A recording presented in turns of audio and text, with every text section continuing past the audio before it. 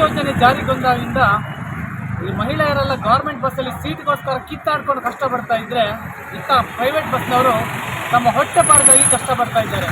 ವೀಕ್ಷಕರೇ, ಇವತ್ತು ನಾವು ದಾಬಾಸ್ಪೇಟೆಯಲ್ಲಿದ್ದೀವಿ.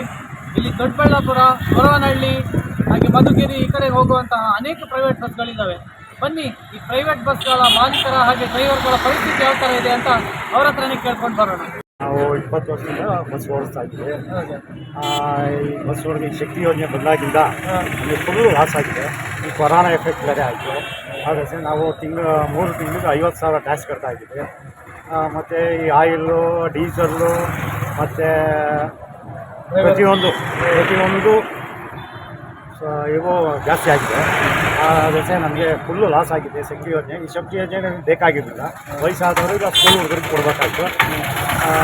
ಅದೇ ಏಜ್ ಮೇಲೆ ಕೊಡ್ತಾ ಇದ್ದಾರೆ ಕನ್ಸೆಷನ್. ಅದನ್ನೇ ಅವ್ರಿಗೆ ಫುಲ್ಲು ಫ್ರೀ ಬಿಟ್ಟಿದ್ರೆ ಅವ್ರಿಗೆ ಹೋಗೋದು, ನಮಗೂ ವರ್ಕೌಟ್ ಆಗೋದು. ಈಗ ನೋಡಿ, ತಿಂಗಳಿಗೆ 50,000 ಟ್ಯಾಕ್ಸು 3 ತಿಂಗಳಿಗೆ. ತಿರ್ಗಾ ಇನ್ಶೂರೆನ್ಸ್ ಕಟ್ಟಬೇಕು 1 ಲಕ್ಷ ವರ್ಷಕ್ಕೆ. ಆಮೇಲೆ ಟೈರ್ ಬೆಲೆನೇ ಹೆಚ್ಚಾಗಿದೆ, ಡೀಸೆಲ್ ಬೆಲೆ, ಇಲ್ಲಿ ಆಯಿಲ್ ಬೆಲೆ ಎಲ್ಲ ತುಂಬ ಲಾಸ್ ಆಗಿದೆ. ಡ್ರೈವರ್ ಕೂಲಿ, ಒಂದು ಬಸ್ಸಿಂದ 15 20 ಜನ ಕೆಲಸ ಮಾಡ್ತಾರೆ. ಅವರು ಹೊಟ್ಟೆಪಾಡು ನಡೀತಾ ಇದೆ. ಈಗ ಅವ್ರಿಗೆಲ್ಲ ಹೊಟ್ಟೆ ಮೇಲೆ ತೊಂದರೆ ಆಗಿದೆ. ದಯವಿಟ್ಟು ಈ ಶಕ್ತಿ ಯೋಜನೆ ಹಿಂದೆ ತೊಗೊಂಡು ಕೊಡಲಿ, ಬೇಡ ಅಂತಲ್ಲ. ವಯಸ್ಸಾದವರು, ಶಾಲಾ ಕಾಲೇಜ್ ಹುಡುಗರಿಗೆ ಕೊಡಲಿ, ಮಿಕ್ಕವ್ರಿಗೆ ಯಾರಿಗೂ ಕೊಡಬಾರ್ದು ಅಂತ ಕೇಳ್ತೀವಿ. ಅಂತ ನಾವು ಬಸವೇಶ್ವರ ಬಸ್ಸಲ್ಲಿ ಕಂಡಕ್ಟ್ರು ವಿತ್ ಓನರ್ ಆಗಿದ್ದೀವಿ. ನಾವು ಸುಮಾರು ಒಂದು 40 ವರ್ಷದಿಂದನೂ ಕೆಲಸ ಮಾಡ್ತಾ ಇದ್ದೀವಿ. ಎರಡೂ ಥರ ಅಂದರೆ 26 ವರ್ಷ ಕಂಡಕ್ಟ್ರು, ಇನ್ನು 14 ವರ್ಷದಿಂದ ಓನರ್ ಆಗಿದ್ದೀವಿ. ಮುಂಚೆಯಿಂದ ನಮ್ಮ ಟ್ಯಾಕ್ಸ್ ಮುಂಚೆಯಿಂದನೂ ಜಾಸ್ತಿ ಇದೆ. ಇವಾಗ GST ಮಾಡಿದಾಗ ಬೇರೆ ಸ್ಟೇಟ್ಗಳಲ್ಲೆಲ್ಲ ಇದು 26,400 ರೂಪಾಯಿ ಇದೆ. ಬೇರೆ ಸ್ಟೇಟ್ ಅಂದರೆ ಕೇರಳ, ತಮಿಳುನಾಡು, ಆಂಧ್ರ ಪ್ರದೇಶ 3 ತಿಂಗಳಿಗೆ. ಸ್ಟೇಜ್ ಕ್ಯಾರೇಜ್ ಅಂದರೆ ಮಜಲು ವಾಹನ ಅಂತ ಇದು ತಿರ್ಗಾ ಕನ್ನಡದಲ್ಲಿ ಇರ್ತದೆ. ಅಂದರೆ ಹತ್ತಿಸ್ಕೊಂಡು ಹೋಗೋ ಥರ ಅವು. ಇಲ್ಲಿ ಕರ್ನಾಟಕದಲ್ಲಿ 47,955 ರೂಪಾಯಿ 3 ತಿಂಗಳಿಗಿದೆ. ಅದಕ್ಕೆ ತುಂಬ ಜಾಸ್ತಿ ಇದೆ ಈಗಲೇ ನಮಗೆ. ಡೀಸೆಲ್ಲು ಈಗ 87 ರೂಪಾಯಿ 95 ಪೈಸೆ ಇದೆ 1 litre per litre. Tax, insurance 1 ವರ್ಷಕ್ಕೆ 80,000 85,000 ಬರುತ್ತೆ. ಅಂದರೆ ಫಸ್ಟ್ ಪಾರ್ಟಿ, ಸೆಕೆಂಡ್ ಪಾರ್ಟಿ ಆ ಥರದಲ್ಲಿ. ಇನ್ನು ವರ್ಷಕ್ಕೊಂದ್ಸತಿ FC ಮಾಡಿಸ್ಬೇಕು. ಇನ್ನು ನಮ್ಮದು ಟೋಲ್ ಇದೆ. ಈಗ ಏನಾಗಿದೆ ಅಂತಂತಂದರೆ, ಈ ಶಕ್ತಿ ಯೋಜನೆ ಆದಮೇಲೆ ಭಾಳ ಕಮ್ಮಿ. ಈಗ ನಾವು 4 ಜನ ನೀವು ನೋಡಿದ್ರೆ ಇಲ್ಲ ಅಂತಲ್ಲ, ಅದನ್ನು ನಾವು ಹೇಳೋಕ್ಕಾಗಲ್ಲ, ಹತ್ತೋದೇ ಇಲ್ಲ ಅಂತಲ್ಲ, ಅಲ್ಲಲ್ಲೇ ನಿಂತ್ಕೊಂಡ್ಬಿಡ್ತಾರೆ. ಹೆಂಗೋ ಸರ್ಕಾರದ ಸರ್ಕಾರದ ಬಸ್. ಆಮೇಲೆ ಫ್ರೀಕ್ವೆಂಟ್ ಅಂದರೆ ತುಂಬ ಅನುಕೂಲ ಆಗಿದೆ. ಇದು ಗೌರ್ಮೆಂಟ್ ಬಸ್ಸು ಸಾಕಷ್ಟು ಇದೆ ಫ್ರೀಕ್ವೆಂಟ್ ಅಂತಂತಂದರೆ. ಅದರಿಂದ ನಮಗೆ ಬರೋದಿಲ್ಲ ನೋಡಿ, ಬಂದ್ಬಿಟ್ಟು ತಕ್ಷಣ ಟಕ ಹೊರಟೋಗ್ತಾರೆ. ಈಗ ನಮಗೆ ಮೇಯ್ನ್ ಬೇಕಾಗಿರೋದು ಟ್ಯಾಕ್ಸ್ ರಿಯಾಯಿತಿ. ಸರ್ಕಾರದ ವತಿಯಿಂದ ನಮ್ಗೆ ಟ್ಯಾಕ್ಸ್ ರಿಯಾಯಿತಿ ಕೊಟ್ಟರೆ ಒಂದು ಸ್ವಲ್ಪ ದಿನ ಉಸಿರಾಡ್ಬೋದು ಅಂತೇಳಿ ಒಂದು ಸ್ವಲ್ಪ ದಿನ ಓಡಿಸ್ಬೋದು. ಇಲ್ಲ ಅಂತಂದರೆ ಈ 3 ತಿಂಗಳಿಗೆ 48,000 ರೂಪಾಯಿ ನಾವು ಕಟ್ಕೊಂಡು ಬರೀ ಗಂಡಸನ್ನೇ ನೆಚ್ಕೊಂಡು ಎಲ್ಲ ಮಾಡೋದು ಭಾಳ ಸಂಕಷ್ಟಕ್ಕೆ. ಈಗ ನೋಡಿ, ಮೊನ್ನೆ ಚಿಕ್ಕಮಂಗ್ಳೂರಿನಲ್ಲಿ 11 ಬಸ್ಗಳನ್ನ ಬಸ್ ಸ್ಟ್ಯಾಂಡ್ನಲ್ಲಿ ನಿಲ್ಲಿಸ್ಬಿಟ್ಟು ಸರೆಂಡ್ರು ಮಾಡಿಸಿದ್ವಿ ನಾವು ಸರ್ಕಾರಕ್ಕೇನೆ. ನಮ್ಮದು ಪರ್ಮಿಟ್ಟು, ಟ್ಯಾಕ್ಸ್ ಕಾರ್ಡು, ಇನ್ಶೂರೆನ್ಸ್ ಎಲ್ಲ ಅವ್ರಿಗೆ ಕೊಟ್ಬಿಡ್ತೀವಿ ಒರಿಜಿನಲ್. ಆವಾಗ ಅದೊಂದು ಸರೆಂಡ್ರು ಅಂತಾರೆ. ಅದು 1ನೇ ತಾರೀಕಿಂದ 30 ಮಾಡಿಸ್ಬೇಕು. 1ನೇ ತಾರೀಕು ಒಂದಿನ ಓಡಿಸ್ಬಿಟ್ರು ತಿರ್ಗಾ ಟ್ಯಾಕ್ಸ್ ಬಂದ್ಬಿಡುತ್ತೆ ಹೇಳ್ಬೇಕು ಅಂತಂದ್ರೆ. ಅಲ್ಲಿ ಮಾಡಿಸಿದ್ದಾರೆ.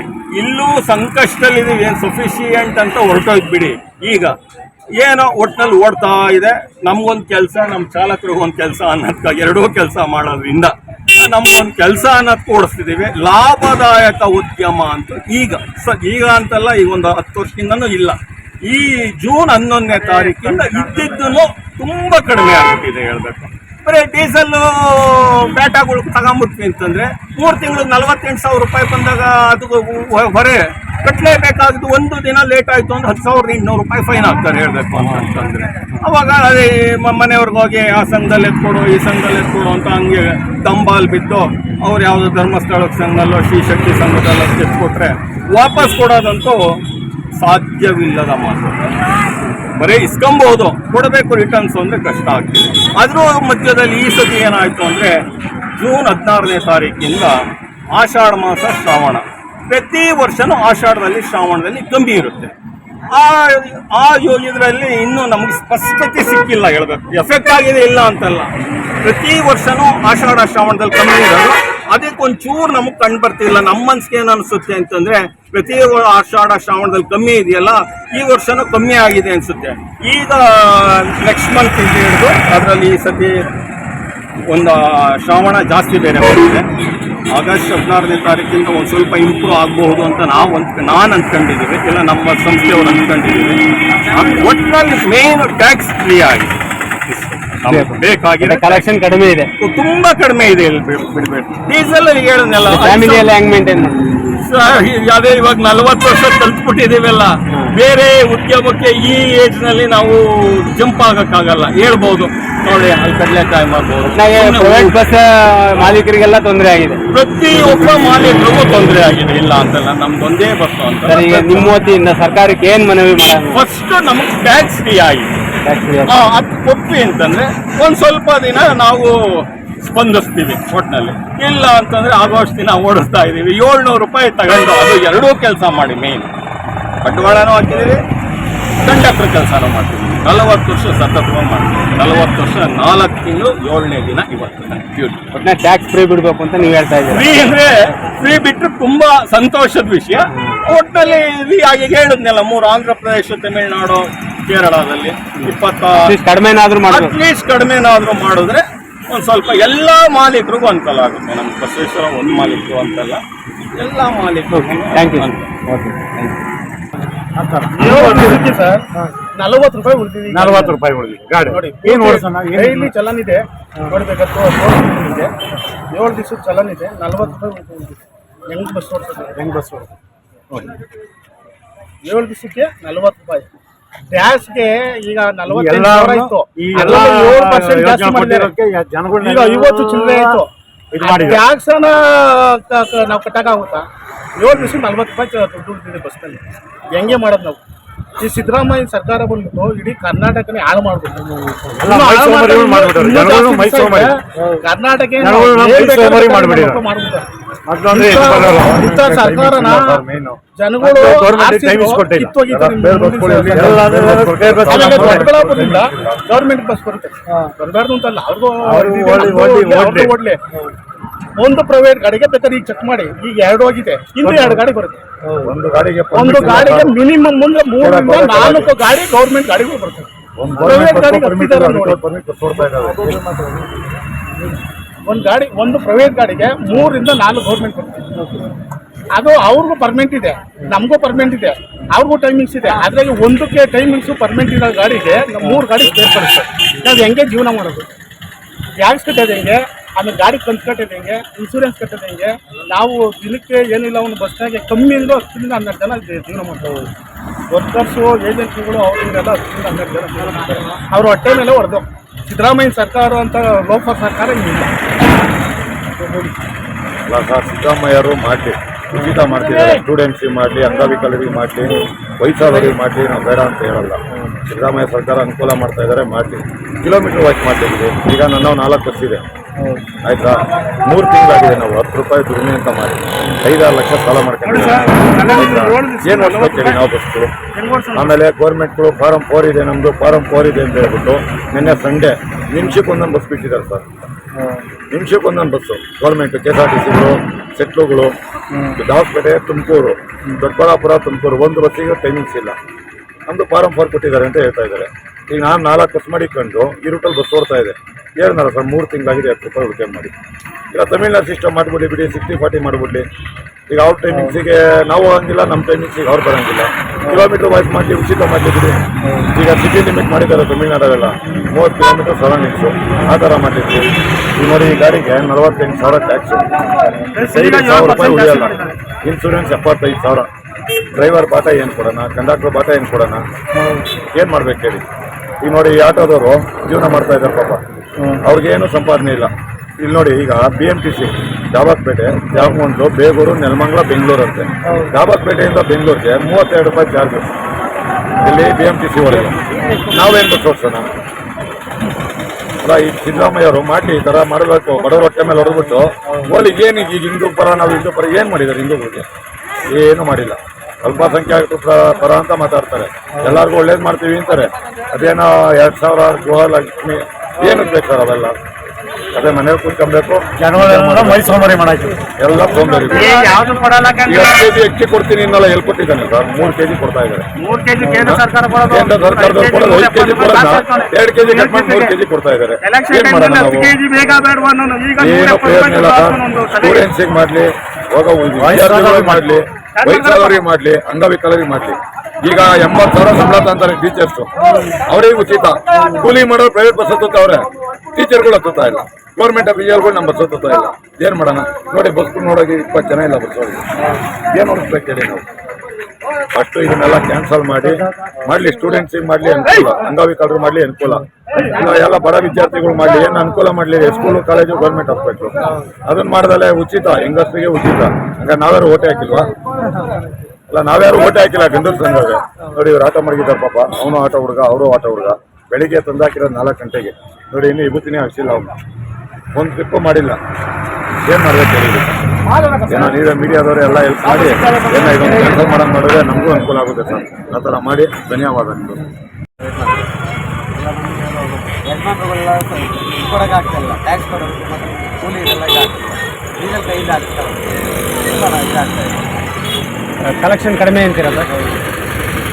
ಯಜಮಾನರುಗಳು ಕೈಯಿಂದ ಡೀಸೆಲ್ ಹಾಕ್ತಾ ಹೋಗ್ತಾರೆ. ಏನು ಮಾಡ್ಲಿಕ್ಕಾಗುತ್ತೆ? ನಿಮಗೆಲ್ಲ ಪೇಮೆಂಟ್ ಸಿಗ್ತಾ ಇದೆಯಾ? ಪೇಮೆಂಟ್ ಗಾಡಿ ಕಲೆಕ್ಷನ್ ಆದ್ರೆ ಅಲ್ವಾ ಸರ್ ನಾವು ಪೇಮೆಂಟ್ ಕೊಡೋದು? ಮತ್ತೆ ಫ್ಯಾಮಿಲಿಯೆಲ್ಲ ಹೆಂಗೆ? ಫ್ಯಾಮಿಲಿ ಅದೇ ನಾನು ಯೋಚನೆ ಮಾಡ್ತಾ ಇದ್ದೀವಿ, ಏನು ಮಾಡೋದು ಅಂತ. ತಿಳ್ಸಿದ್ರೆ ಇರೋದಿಲ್ಲ. ಸಾಕಷ್ಟು ಬಂಡವಾಳ ಹಾಕ್ಬಿಟ್ಟು ಅವ್ರಿಗೂ ಟ್ಯಾಕ್ಸು, ಇನ್ಶೂರೆನ್ಸ್ ಎಲ್ಲ ಕಟ್ಟಬೇಕಲ್ಲ ಅವರು. ನಮಗೆ ಏನೋ ಹೆಂಡತಿ ಮಕ್ಕಳು ಮತ್ತು ಸ್ಕೂಲು ಇದೆಲ್ಲ ಸ್ಕೂಲು ತೊಂದರೆ ಆಗ್ತದೆ. ಯಾವ ರೂಟ್ ಸರ್? ಇದು ಯಾರು ರೂಟ್ ಸರ್ ಗಾಡಿ ಓಡ್ತಾರೆ? ದಯವಿಟ್ಟು ಗೊತ್ತಲ್ಲಿ ಗೊಲ್ಲಹಳ್ಳಿ ದವಸಪೇಟೆ ವಯ. ಮತ್ತೆ ಈಗ ಏನೋ ಸರ್ಕಾರ ಕೇಳ ಬಯಸ್ತೀರಾ ಸರ್ ಚಾನಲ್ ಮೂಲಕ? ಸರ್ಕಾರಕ್ಕೆ ಇನ್ನೇನು ಹೇಳಿ ಎಲ್ಲ ಮಾಡಿಬಿಟ್ಟಿದ್ದಾರೆ. ಇವಾಗ ನಾವು ಇದೇನು ಮಾಡಲಿಕ್ಕಾಗುತ್ತೆ? ಅಲ್ಲ, ನಿಮ್ಮ ಪ್ರಕಾರ ಏನಾದರೂ ಮಾಡಬೇಕಾ ಅಂತ ಕೆಲಸ? ನಮ್ಮ ಪ್ರಕಾರ ಅಂದರೆ ಇವಾಗೇನು ನಮಗೆಲ್ಲ ಕೆಲಸ ಕೊಟ್ಬಿಡಿ, ಇಲ್ಲ ಇವರು ಓನರ್ಗಳಿಗೆ ಏನಾದರೂ ಕೊಟ್ಟು ಓನರು ಲಾಸ್ ಆಗ್ತಾ ಇದ್ದಾರೆ. ಬಂಡವಾಳ ಆಗ್ತದೆ. ಹಾಂ ಹಾಂ.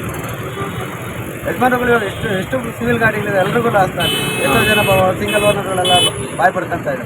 ಕಲೆಕ್ಷನ್ ಏನು ಮಾಡ್ತಾರೆ? ಮಾಡಿದ್ರು ಯಾರು ವಯಸ್ಸಾಗಿರೋರು ಅದು ಎಜುಕೇಷನ್ ಏನಾದರೂ ಫ್ರೀ ಮಾಡಿದ್ರೆ ಆಗಿರೋದು. ಇದನ್ನೆಲ್ಲ ಫ್ರೀ ಮಾಡಿಬಿಟ್ಟು ಇದಾಗುತ್ತೆ. ಎಲ್ಲ ಆಗಬೇಕು, ಎಜುಕೇಷನ್ ಏನಾದ್ರು ಮಾಡಬೇಕು. ಈ ಥರ ಎಲ್ಲ ಫ್ರೀ ಅಂತ ಮಾಡಿದ್ರು ಈಗ ಎಲ್ಲರಿಗೂ ಬಿಟ್ಟಿರೋದು ಸರಿ ಇಲ್ಲ ಅಂತೀರಿ ನೀವು? ಹಾಂ, ಎಲ್ಲರೂ ಬಿಟ್ಟಿರೋದು ಎಲ್ರಿಗೂ ಲಾಸ್ ಅಲ್ವಾ? ಗೌರ್ಮೆಂಟ್ ಏನು ಅದು ನಮ್ಮ ತಲೆ ಮೇಲೆ ಟ್ಯಾಕ್ಸ್ ರೈಸ್ ಮಾಡೋರು, ಎಲ್ಲ ರೈಸ್ ಮಾಡೋರು. ಹೌದಲ್ವ? ಎಲ್ಲರೂ ಇದು ಟ್ಯಾಕ್ಸ್ ಬೇಕು ಮತ್ತು ಇದೆಲ್ಲ ರೈಸ್ ಮಾಡಿದ್ದಾರೆ. 1 ಕೆಜಿ ಬೇಳೆ ಎಷ್ಟು? 1 ಲೀಟ್ರ್ ಆಯಿಲ್ ಎಷ್ಟು? 150